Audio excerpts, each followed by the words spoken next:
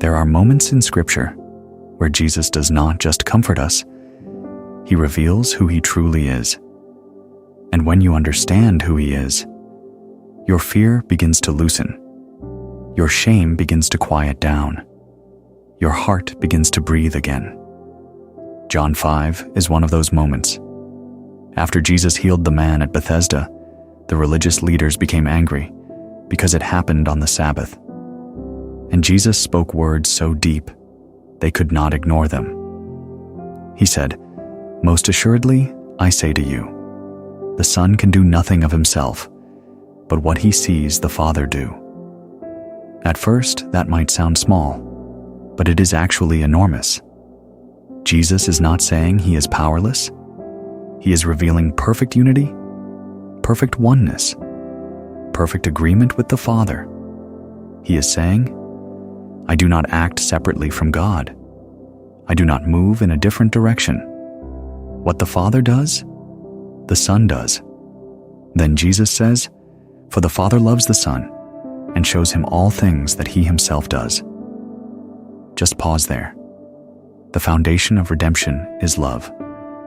Before there is judgment, before there is resurrection, before there is authority, there is the Father loving the Son. And that love is not distant. It is not cold. It is living relationship, perfect joy, perfect unity. Then Jesus speaks even more boldly. For as the Father raises the dead and gives life to them, even so the Son gives life to whom he will. The Son gives life, not just encouragement, not just advice, not just a better mindset, life. And this is why this passage is for weary people, for numb people, for people who still function outwardly, but feel strangely empty inside.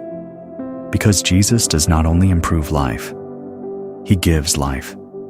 Then he says, "For the Father judges no one, but has committed all judgment to the Son." And then, that all should honor the Son, just as they honor the Father. That sentence draws a line. You cannot truly honor God while keeping Jesus at a distance.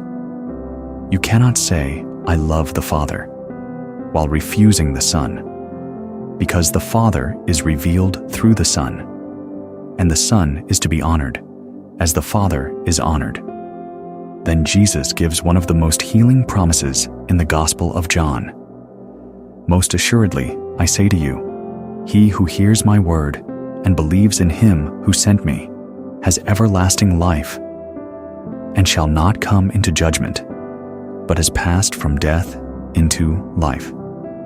Has passed, not might pass, not maybe one day.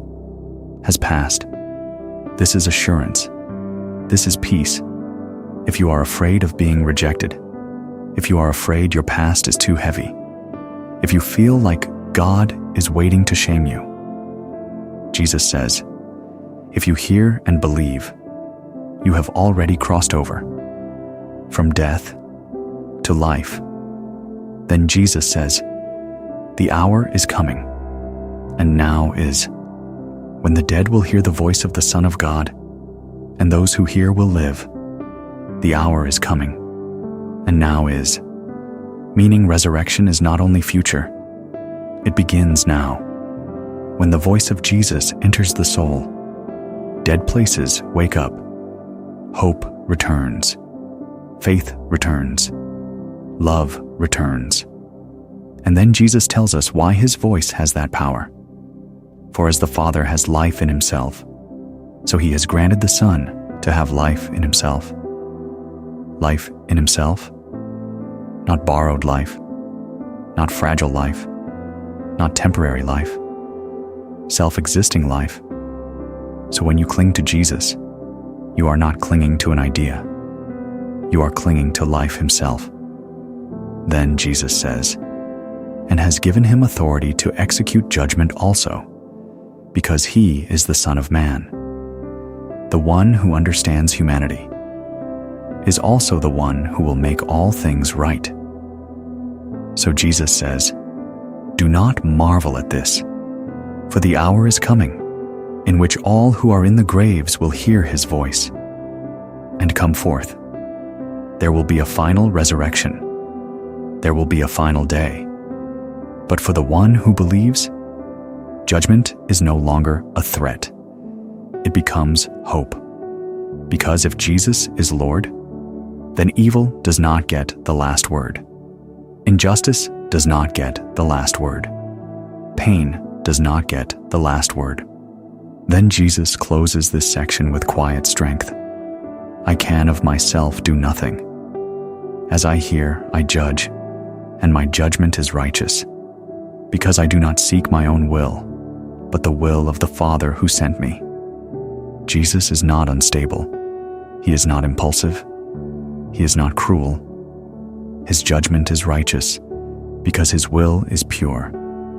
So if you are tired tonight, if you feel spiritually dry, if you feel like something inside you has been asleep for too long, let this promise settle in your heart.